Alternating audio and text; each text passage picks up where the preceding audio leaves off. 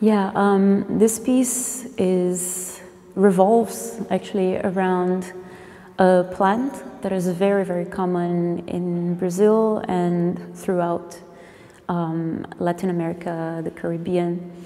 And it's a tree that is known in English mostly as the peacock flower tree, even though it's mostly like a shrub or a bush. But it can be shaped into a small tree. It grows to like 4 meters or so. And this tree is very connected to the colonial history of the Americas, because it was something that was used by enslaved indigenous and African women to provoke abortions,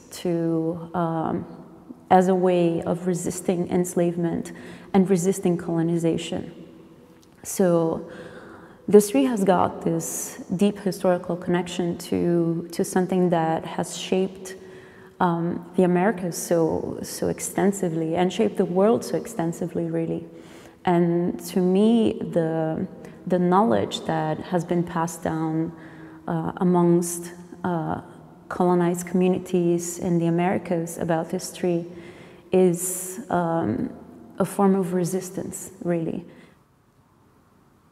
This plant was, especially the bark and the leaves, were used to make a tea that was then taken for birth control or for abortion in stronger doses. So I'm using these branches through which the tea of this plant will flow and drip into teacups filled with my own saliva. That I collected these branches specifically in the shape of rivers that were part of my life and my mother and my grandmother and my great-grandmother's lives.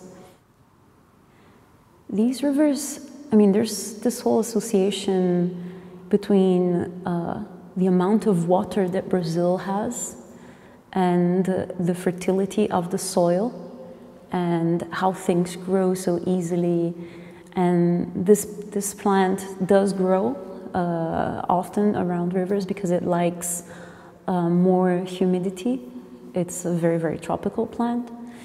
And there is this interesting connection that I see between the flow of water and the flow of blood and the flow of menstruation too, when you provoke an abortion, when you use birth control. So it's got this question of the flow of blood and the flow of liquid and fertility and so on.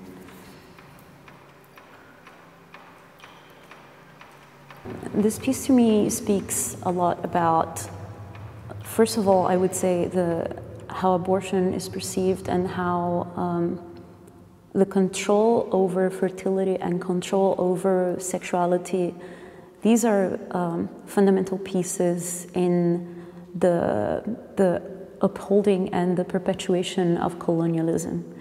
And to me, this piece speaks a lot about how these knowledges that are transmitted within colonized communities that have been affected by colonialism and continue to be affected by colonialism, how important it is these practices of caring, really. It's a form of what I understand as radical care and a form of radical solidarity amongst people in face of these systems of power.